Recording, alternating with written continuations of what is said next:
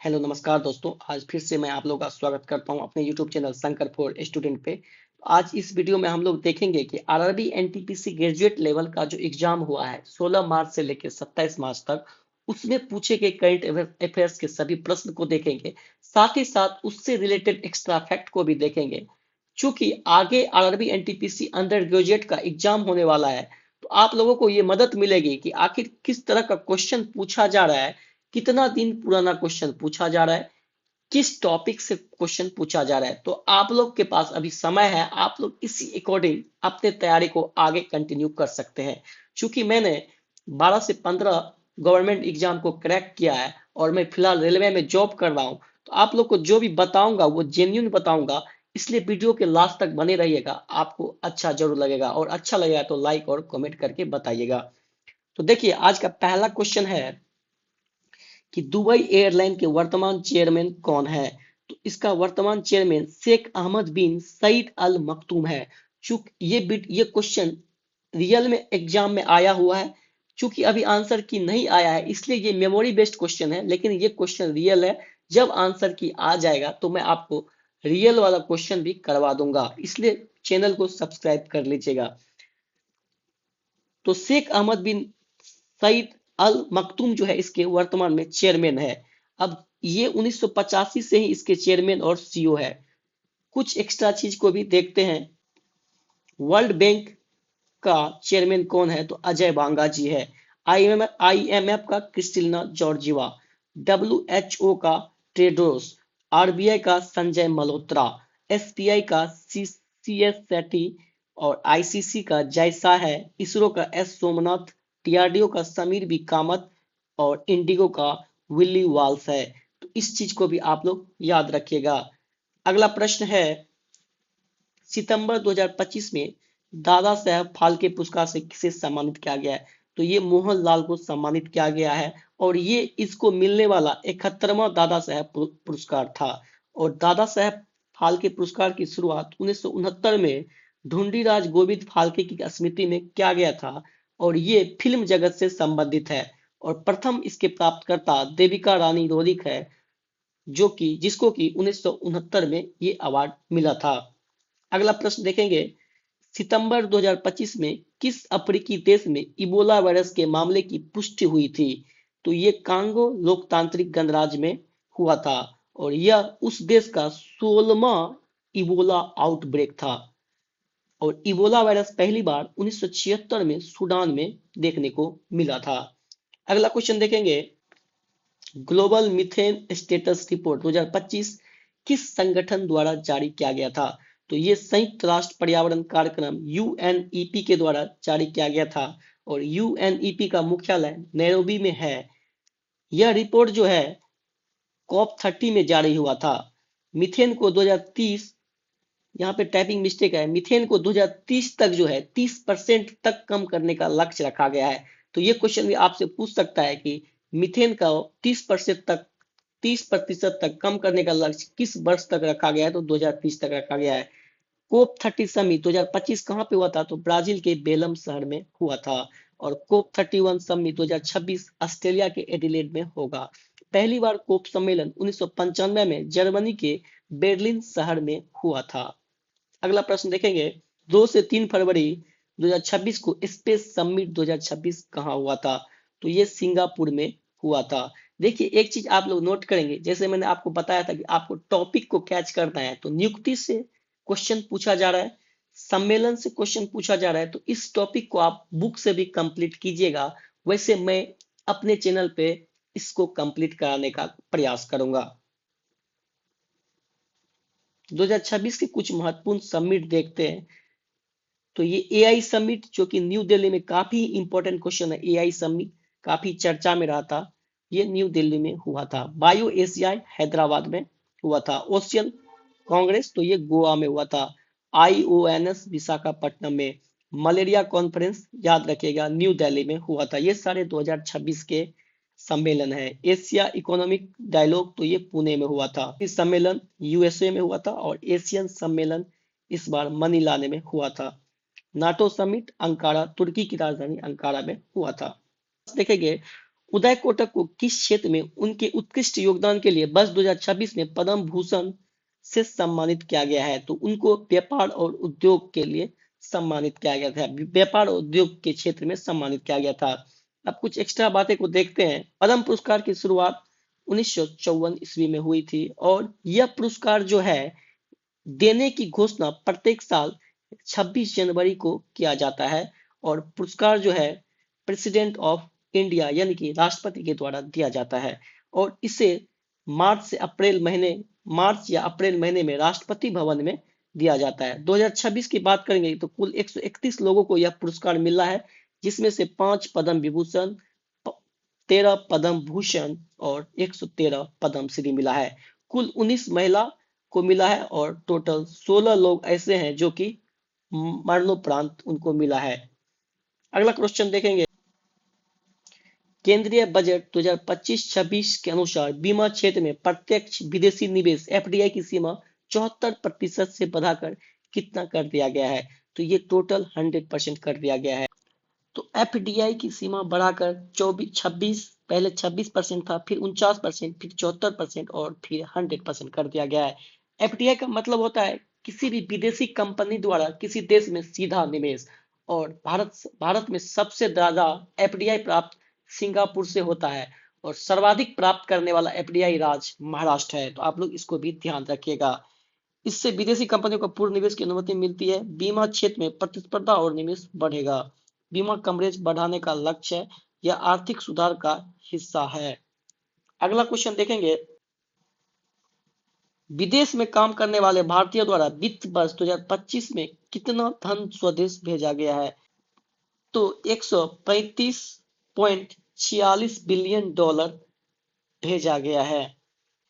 भारत दुनिया में सबसे अधिक रेमिटेंस प्राप्त करने वाला देश है। तो ये याद रखिएगा कि सबसे ज्यादा रेमिटेंस जो है भारत को ही प्राप्त होता है। प्रमुख स्रोत देश, और ये किस किस देश से प्राप्त होता है? तो अमेरिका, यूएई और सऊदी अरब से प्राप्त होता है। यह विदेशी मुद्रा भंडारण को मजबूत करता है। रेमिटेंस घरेलू खपत और निवेश को बढ़ाता है। विश्व बैंक इस डेटा को जारी करता है। तो इसको कौन जारी करता है? तो विश्व बैंक जारी करता है। इसको भी आप लोग याद रखिएगा। अगला प्रश्न देखेंगे। प्रधानमंत्री विकसित भारत रोजगार योजना पीएम विकसित भारत रोजगार योजना कब से लागू हुई थी? ये 2025 से लागू हुई थी। तो आप लोग नोट करेंगे कि योजना से भी प्रश्न आया है और बजट से भी प्रश्न पूछा जा रहा है। तो आप लोग इसको भी देख लीजिएगा अच्छे से। इस योजना का उद्देश्य रोजगार के अवसर को बढ़ाना है, युवाओं को कौशल और नौकरी से जोड़ने पर ध्यान, और यह आत्मनिर्भर भारत अभियान से जुड़ी हुई है। उद्योग और रोजगारों को बढ़ावा देना है। तो प्रधानमंत्री विकसित भारत रोजगार योजना का ये सारा लक्ष्य है। अगला प्रश्न देखते हैं। प्रधानमंत्री सूर्य घर योजना को बढ़ावा देने के लिए हाल ही में किस बैंक ने भारत को ऋण प्रदान किया है? तो ये एडीबी एशियाई विकास बैंक ने ऋण प्रदान किया है और इसका मुख्यालय फिलीपींस के मनीला में स्थित है और इसका स्थापना 1966 ईस्वी में किया गया था। यह योजना सोलर ऊर्जा को बढ़ावा देने के लिए है। घरों में रूफटॉप सोलर लगाने पर जोर, और इसमें बिजली कम करने और स्वच्छ ऊर्जा को बढ़ावा मिलता है। अगला प्रश्न देखेंगे। पर्यावरण दिवस, विश्व पर्यावरण दिवस 2025 की थीम क्या है? तो इसका थीम है प्लास्टिक प्रदूषण को हराए। तो देखिए एक चैप्टर आप लोग ये भी नोट कीजिएगा कि दिवस और थीम से क्वेश्चन पूछा जा रहा है। तो आप लोग इस टॉपिक को भी अच्छे से कीजिएगा, अन्यथा मैं अपने चैनल पे टॉपिक वाइज भी करवाऊंगा, तो आप लोग उसको देख लीजिएगा। तो यह हर वर्ष 5 जून को मनाया जाता है और संयुक्त राष्ट्र पर्यावरण कार्यक्रम द्वारा ये आयोजित होता है। तो पर्यावरण दिवस, विश्व पर्यावरण दिवस कब मनाया जाता है? तो हर वर्ष 5 जून को मनाया जाता है। प्लास्टिक प्रदूषण समुद्री जीवन के लिए बड़ा खतरा है। सिंगल यूज प्लास्टिक को खत्म करने पर जोर दिया गया है और यह एसडीजी से जुड़ा हुआ अभियान है। अगला प्रश्न देखिए। संयुक्त राष्ट्र के खाद्य एवं कृषि संगठन एफओ की global forest resources assessment report के अनुसार कुल वन क्षेत्र के मामले में भारत का कौन सा स्थान है? तो भारत का स्थान 9वां स्थान है। एफओ का मुख्यालय कहाँ पे है? तो रोम में है। यह रिपोर्ट हर 5 साल में जारी होता है और भारत में लगभग वन क्षेत्र की बात किया जाए तो 24% है। नेक्स्ट क्वेश्चन देखेंगे। कोप 30 में किस पहल के तहत मीथेन गैस के उत्सर्जन को कम करने के लिए कहा गया है? तो इस पहल का नाम है ग्लोबल मीथेन प्लेज। ये आप लोग याद रखिएगा। इसका शुरुआत कोप 26 में ही हुआ था। 2030 तक मैंने आपको पहले ही बताया मीथेन को 30% कम करने का लक्ष्य रखा गया है। मीथेन CO2 से अधिक प्रभावशाली ग्रीन हाउस गैस है और कृषि और ऊर्जा क्षेत्र में इसका ये मुख्य स्रोत है। यह जलवायु परिवर्तन को तेजी से नियंत्रित करने का तरीका है। अगला क्वेश्चन देखेंगे, 68वां ग्रैमी पुरस्कार 2026 में बेस्ट न्यू आर्टिस्ट का पुरस्कार किसे दिया गया है? तो ये ओलिविया डीन को दिया गया है। तो पुरस्कार, सम्मेलन, दिवस, इस सब चैप्टर से क्वेश्चन आ रहा है। यही चीज एब्जॉर्ब करना है और इसी अकॉर्डिंग तैयारी को आगे बढ़ाना है ताकि आपको आने वाले एग्जाम में बेनिफिट देखने को मिले। तो ये ग्रैमी पुरस्कार संगीत क्षेत्र का सबसे बड़ा सम्मान है। अमेरिका की रिकॉर्डिंग अकादमी द्वारा दिया जाता है। इसे म्यूजिक का ऑस्कर भी कहा जाता है और यह हर वर्ष आयोजित होता है। अगला प्रश्न देखेंगे, डॉक्टर बुद्धरी ताती जिन्हें 2026 के पद्मश्री पुरस्कार के लिए चुना गया है, मुख्य रूप से किस क्षेत्र से संबंधित है? ये एक नया ट्रेंड चला है। पद्म पुरस्कार में पद्म विभूषण तो 5-6 रहता है, लेकिन पद्मश्री में अगर क्षेत्र पूछा जाए तो थोड़ा मुश्किल हो जाता है। लेकिन फिर भी जो इम्पोर्टेंट पर्सन, महत्वपूर्ण लोग हैं, उनको याद करने का प्रयत्न कीजिएगा कि वह किस क्षेत्र से संबंधित है। तो ये समाज सेवा से संबंधित था। पद्मश्री चौथा सर्वोच्च नागरिक सम्मान है, आप लोग इसको भी याद रखिएगा। अगला क्वेश्चन देखेंगे, मई 2025 तक पीयूष गोयल किस मंत्रालय के केंद्रीय मंत्री थे? तो कैबिनेट मंत्री भी आप लोग एक चार्ट देख लीजिएगा कि किस तरह का क्वेश्चन इससे भी बन सकता है। तो वाणिज्य एवं उद्योग मंत्रालय के मंत्री थे पीयूष गोयल जी। यह मंत्रालय व्यापार नीति से संबंधित है। निर्यात आयात नियंत्रण इसी के अंतर्गत आता है। विदेशी निवेश आकर्षित करने में महत्वपूर्ण भूमिका निभाता है। नेक्स्ट क्वेश्चन है, बीबी ग्राम अधिनियम 2025 किस योजना के स्थान पर लागू किया गया है? तो ये काफी महत्वपूर्ण क्वेश्चन है। मनरेगा जो है, महात्मा गांधी राष्ट्रीय ग्रामीण रोजगार गारंटी अधिनियम, इसको अब बीबी ग्राम अधिनियम के नाम से जाना जाता है। मनरेगा पहले नरेगा के नाम से जाना जाता था। 2005 में ये लॉन्च हुआ था और 2006 में लागू हुआ था और 2009 में इसमें महात्मा गांधी यानी कि एम जुट गया और ये मनरेगा हो गया था। मनरेगा और इसमें 100 दिन का रोजगार की गारंटी देता है। अगला प्रश्न देखेंगे, अक्टूबर 2025 को विंडसर कैसल में किस क्रिकेट को नाइट की उपाधि दी गई है? तो ये जेम्स एंडरसन को मिला था। नाइट की उपाधि ब्रिटेन का सम्मान है। नाम के आगे सर लगाया जाता है। जेम्स एंडरसन टेस्ट क्रिकेट के महान गेंदबाज है। नेक्स्ट क्वेश्चन है, आसियान का कौन सा देश भारत का प्रवेश द्वार माना जाता है? तो म्यांमार को आसियान का प्रवेश द्वार माना जाता है। आसियान में कुल 10 कंट्री है और आप लोग ये भी याद रखिएगा कि आसियान में 10 कंट्री है जिसमें कि भारत शामिल नहीं है। ये क्वेश्चन बार बार देखने को मिलता है। आपको ऑप्शन में दे देगा कि निम्न में से कौन आसियान सदस्य नहीं है? तो भारत आसियान का सदस्य नहीं है और इसकी स्थापना 1967 में हुई थी और इसकी कंट्री देश को आप लोग ट्रिक के माध्यम से याद कर सकते हैं और इसको मैं अपने टेलीग्राम चैनल पे डाल दूंगा। तो भारत आसियान संबंध एक्ट ईस्ट पॉलिसी का हिस्सा है। म्यांमार भारत को का भूमि मार्ग से जुड़ा पड़ोसी देश है। व्यापार और सुरक्षा में महत्वपूर्ण भूमिका निभाता है।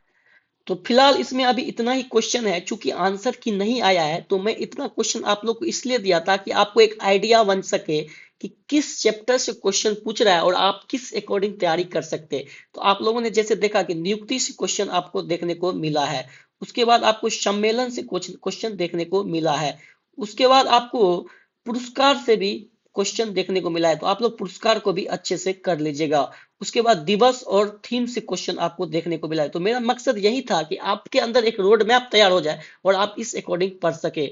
जब आंसर की आएगा तो फिर मैं अच्छे से आपको हूबहू एग्जाम में जो क्वेश्चन आया है उसके साथ एक्स्ट्रा फैक्ट देके मैं आपको अपने चैनल पे करवाऊंगा। और फिलहाल मैं अपने टेलीग्राम चैनल पे ये जो अभी एग्जाम हुए हैं रेलवे के जितने सारे, उसके सारे क्विज के माध्यम से क्वेश्चन, प्रीवियस ईयर क्वेश्चन अपने टेलीग्राम शंकर स्टूडेंट पे करवा रहा हूं। तो आप लोग मेरे टेलीग्राम पे जाके ज्वाइन कर लीजिएगा और क्विज को जरूर अटेम्प्ट कीजिएगा। टेलीग्राम का लिंक मैं अपने डिस्क्रिप्शन में दे दूंगा। तो यही सब चैप्टर है, इस अकॉर्डिंग आप तैयारी करेंगे तो आप जरूर अच्छा स्कोर करके आ पाएंगे। तो आज के लिए बस इतना ही था। अगर वीडियो अच्छा लगा हो तो लाइक कीजिएगा, कमेंट कीजिएगा और शेयर कीजिएगा। और आपको किस टॉपिक पे कौन सा वीडियो चाहिए ये कमेंट में जरूर पूछिएगा और एक बार वीडियो के लिए जरूर थैंक्स बोलिएगा। धन्यवाद।